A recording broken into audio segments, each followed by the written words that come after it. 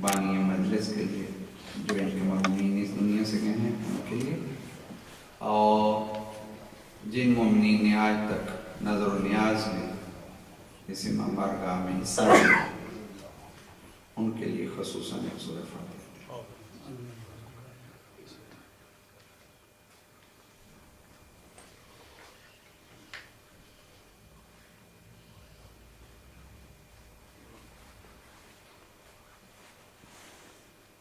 اب ذرا سے التماس ہے ایک سورہ فاتحہ کی آپ اپنے اپنے مرحومین کے لیے جو اس دنیا سے چلے گئے ہیں ان کے لیے، اور خصوصاً اس میں ایسے مومنین جو بے اولاد تھے جن کا اب سورہ فاتحہ پڑھنے والا نہیں کوئی رہا، ان کے لیے ایک سورہ فاتحہ۔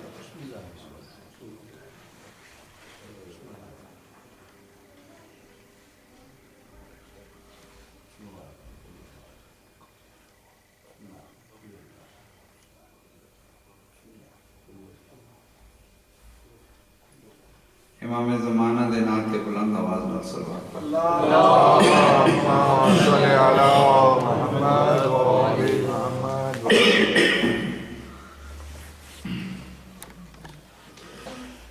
اعوذ باللہ من الشیطان اللعین الرجیم، بسم اللہ الرحمن الرحیم۔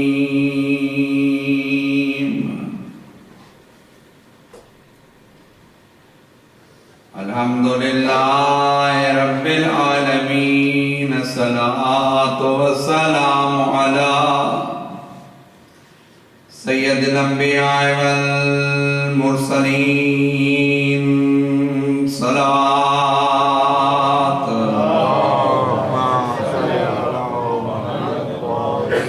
الذی قیل فی شانہ وما ارسلناک الا رحمۃ للعالمین، صلوات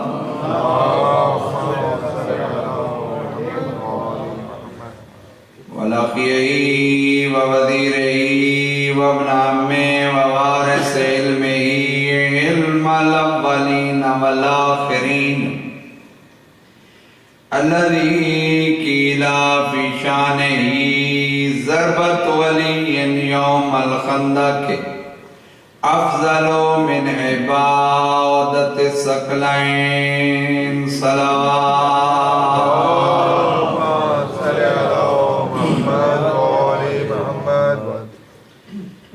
وعلى سيدة الجليلة المخدومة المغمومة المظلومة المعرومة عن حق ميراث أبي، التي قالت عند قبر أبي صبت علي مصائب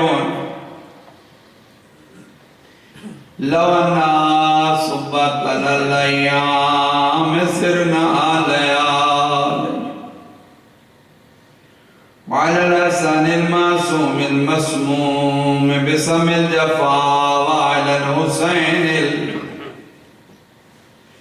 المظلوم المقتول المذبوح من الكفا في يوم عاشور، شہید کربلا الذي كان جسمه عريانا ودفنه بغير الغسل والكفن، الذي أرمه أسير من الكوفة إلى الشام، الشام الذي قال سجاد عند ذكره 3 مرات شام شام شام، الذي قال عند وقت وداع من الخيام يا زينب ويوم كلثوم ويا سكينة رباب عليكنا مني سلام، أما بعد فقد قال رسول الله صلى الله عليه وآله وسلم زينوا مجالسكم بذكر علي بن أبي طالب सलावत।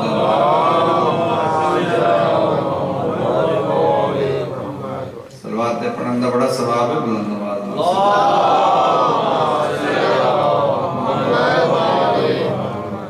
हस्बे आदत दुआ के बाद एक दो जुमला, खुतबे के बाद एक दो जुमला दुआ का। मेरी दुआ है कि खालिक कायनात आपको सिवाय गम शबीर के इस दुनिया में और कोई काम ना दे।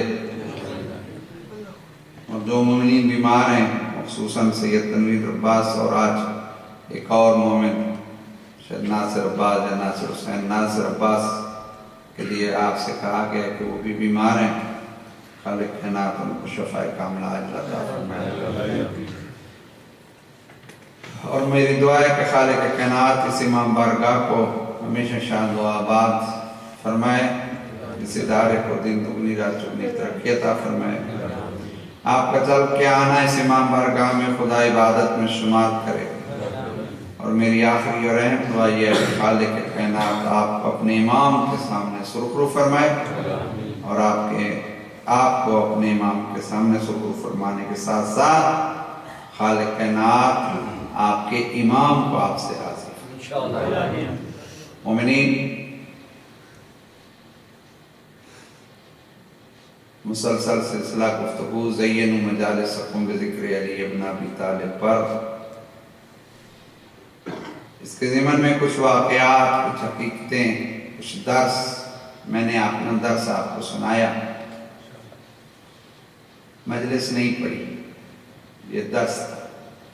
खुदा करे ये दर्स हम ये दर्स लेके इस काबिल हो जाएं कि हम अपने इमाम के सामने खड़े होकर कह सकें, मौला हमने इन 10 दिनों में अपना हक अदा करने की कोशिश की।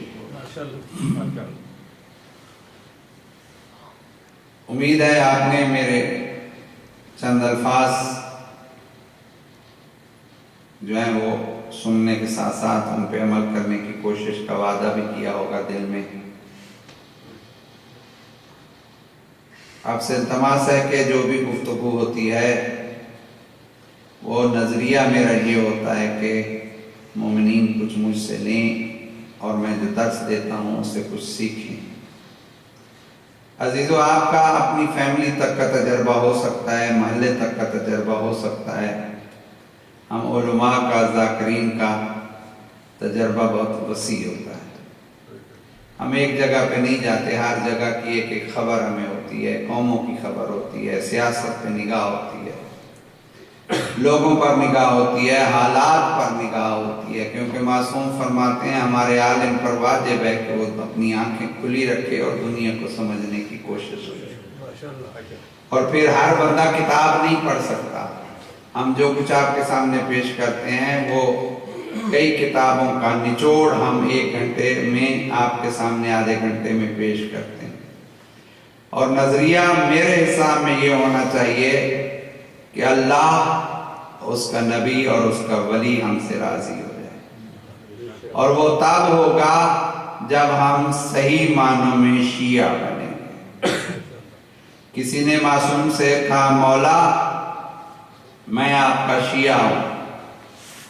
इमाम ने कहा, अच्छा तुम हमारे शिया हो?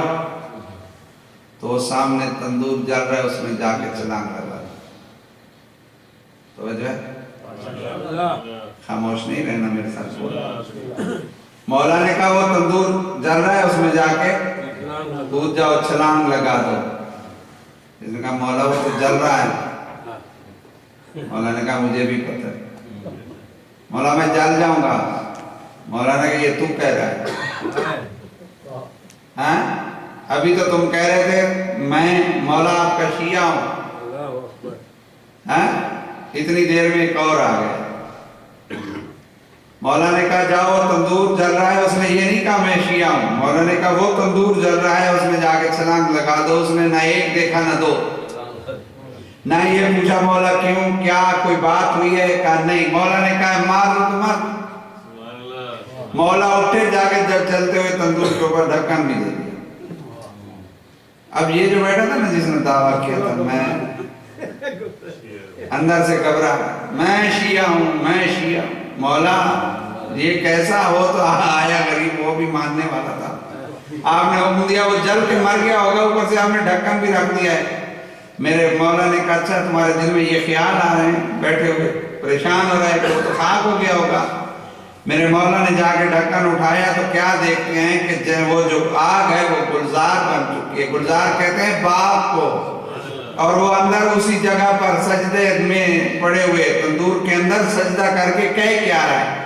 میرے مولا نے کہا مجھے تو پتہ ہے وہ کیا کہہ رہا ہے, تو ذرا غور سے سن. کان لگا کے سنا تو وہ کہہ کیا رہا ہے, شکر ہے میرے اللہ کہ تو نے آج امام کی بارگاہ میں مجھے امتحان میں کامیاب کیا. شکر ہے تیرا کہ تو نے آج امام کی بارگاہ میں مجھے سرخرو کر دیا. اس واقعے سے شیعوں میں نے کچھ سیکھا ہے.